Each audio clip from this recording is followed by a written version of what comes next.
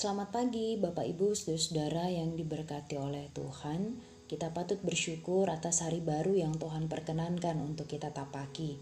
Dan untuk mendasari ungkapan syukur kepada Tuhan, mari merenungkan bagian firman Tuhan yang pada pagi hari ini terdapat dalam kitab Yosua pasal 18 ayat yang pertama sampai dengan yang ketujuh. Firman Tuhan berkata, "Maka berkumpullah segenap umat Israel di Silo, lalu mereka menempatkan kemah pertemuan di sana, karena negeri itu telah takluk kepada mereka.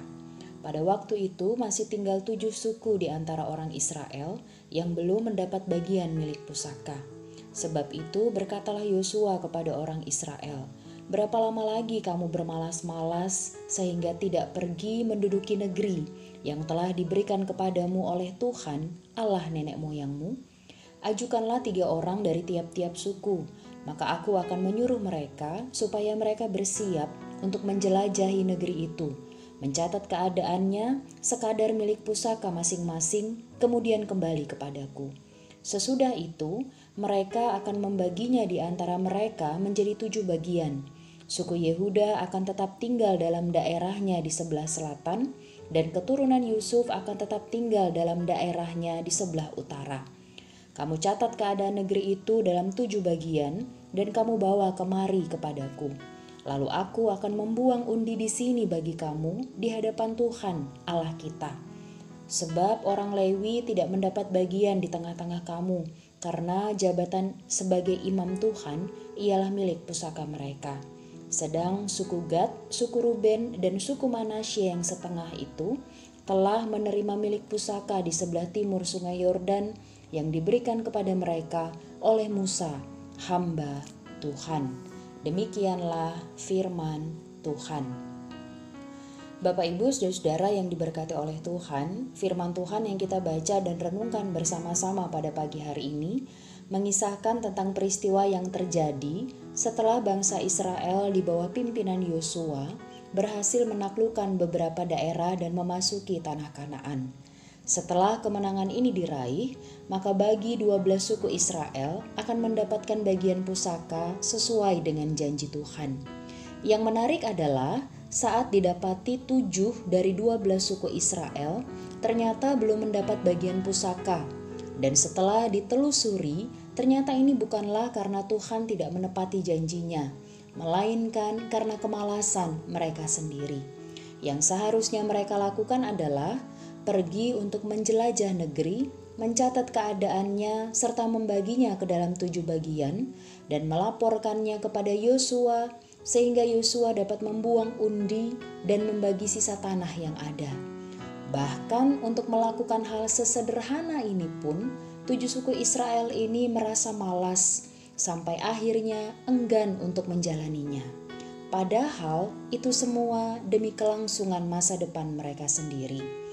Bapak Ibu Saudara yang diberkati oleh Tuhan, ketika kita melihat ke dalam diri kita masing-masing, maka tidak dapat dipungkiri bahwa mungkin sesekali, bahkan mungkin kerap kali, rasa malas menghampiri diri kita. Misalnya, malas untuk melakukan tanggung jawab kita, sehingga akhirnya berujung pada penundaan segala sesuatunya yang sebenarnya juga akan merugikan diri kita sendiri. Di hari baru yang Tuhan anugerahkan, kalaupun nanti di sepanjang hari ini ada rasa malas yang menghampiri, ingatlah 2 hal.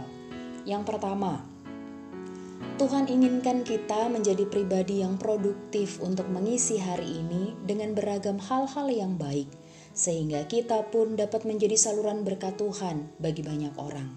Yang kedua, ketika kemalasan menguasai kehidupan kita, itu berarti kita tidak taat pada perintah Tuhan untuk terus hadir dan berkarya di tengah dunia ini. Saat kita berkata bahwa kita percaya pada Tuhan dan terus berjuang untuk hidup taat kepadanya, maka mari kalahkanlah kemalasan dan jadilah berkat. Tuhan pasti menolong. Tuhan Yesus memberkati kita sekalian. Amin. Mari kita berdoa. Bapa kami yang bertata dalam kerajaan surga, terima kasih untuk kebaikan Tuhan yang melayakkan kami untuk menapaki hari baru. Dan kami yakin bahkan sungguh percaya bahwa setiap hal yang akan kami jalani di sepanjang hari ini, Tuhan turut berkarya mendatangkan kebaikan.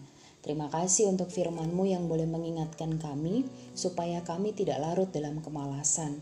Tetapi ketika kami berjuang untuk terus taat kepada Tuhan, maka kami harus dapat mengalahkan kemalasan sehingga Tuhan mau memakai kami untuk menjadi saluran berkat-Mu bagi banyak orang. Satu keyakinan kami, Tuhan pasti menolong kami agar kami tidak terjerumus ke dalam kemalasan, tapi sebaliknya kami boleh semakin produktif untuk mengisi hari ini dengan hal-hal yang baik dan kami dilayakkan menjadi saluran berkat Tuhan bagi banyak orang. Dalam nama Tuhan Yesus kami berdoa. Amin. Selamat berkarya Bapak Ibu Saudara yang diberkati oleh Tuhan. Mari kalahkan kemalasan dan jadilah berkat. Tuhan Yesus pasti menolong kita. Tuhan Yesus memberkati kita sekalian.